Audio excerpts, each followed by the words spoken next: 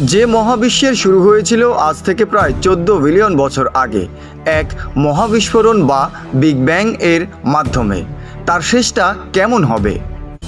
বিজ্ঞান বলছে একদিন এই সুবিশাল মহাবিশ্ব তাসের ঘরের মতো নিজের ভেতরেই নিজে ভেঙে পড়বে। বিজ্ঞানীরা এর নাম দিয়েছেন বিগ ক্রাঞ্চ। কিন্তু সবচেয়ে অবিশ্বাস্য বিষয় কি জানেন? আধুনিক বিজ্ঞান আজ যে বিগ ক্রাঞ্চ থিওরি আবিষ্কার করেছে, আজ থেকে 1400 বছর আগেই ধর্মগ্রন্থে এই মহাজাগতিক ধ্বংসের হুবহু বর্ণনা দেওয়া হয়েছে। আজ আমরা পা রাখব গহীনকালের সেই চূড়ান্ত মুহূর্তে, যেখানে বিজ্ঞান আর ধর্ম এক বিন্দুতে এসে মিলে গিয়েছে।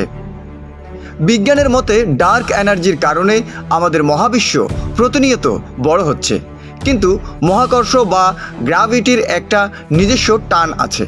একসময় এই মহাকর্ষের শক্তি জয়ী হবে, মহাবিশ্বের প্রসারণ থমকে গিয়ে সব কিছু আবার পেছনের দিকে সংকুচিত হতে থাকবে।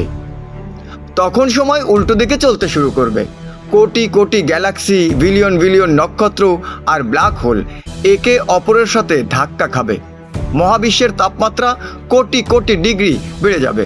একেই বিজ্ঞানীরা বলেন বিগ ক্রাঞ্চ, যেখানে সৃষ্টি আবার তার শুরুর বিন্দুতে ফিরে গিয়ে বিলীন হয়ে যায়।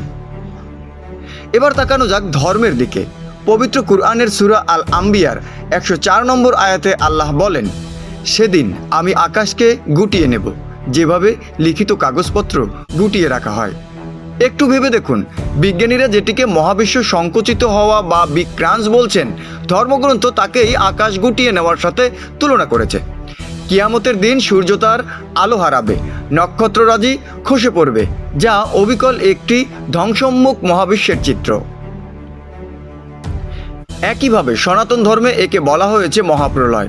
যখন সৃষ্টির একটি চক্র বা মহাযুগ শেষ হয়, তখন সমগ্র সৃষ্টি আবার পরম ব্রহ্মের মধ্যে সংকুচিত হয়ে বিলীন হয়ে যায়।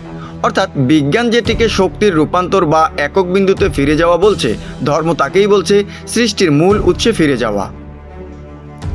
বিজ্ঞান ল্যাবরেটরিতে বসে সমীকরণ মিলিয়ে যে সত্যের আভাস পাচ্ছে, হাজার বছর আগের আধ্যাত্মিক দর্শন সেই মহাজাগতিক সত্যের দিকেই ইশারা করে গেছে। সৃষ্টি যেখানে শুরু হয়েছিল, শেষটাও ঠিক সেখানেই। মহাবিশ্বের এই চূড়ান্ত পরিণতি আপনাকে কতটা ভাবায়? বিজ্ঞান নাকি ধর্ম? কোন ব্যাখ্যাটি আপনার কাছে বেশি যৌক্তিক মনে হয়? কমেন্টে আপনার মতামত জানান। মহাবিশ্বের এমন সব গহীন রহস্যে ডুব দিতে সাবস্ক্রাইব করে যুক্ত থাকুন গহীনকালের সাথে। ধন্যবাদ।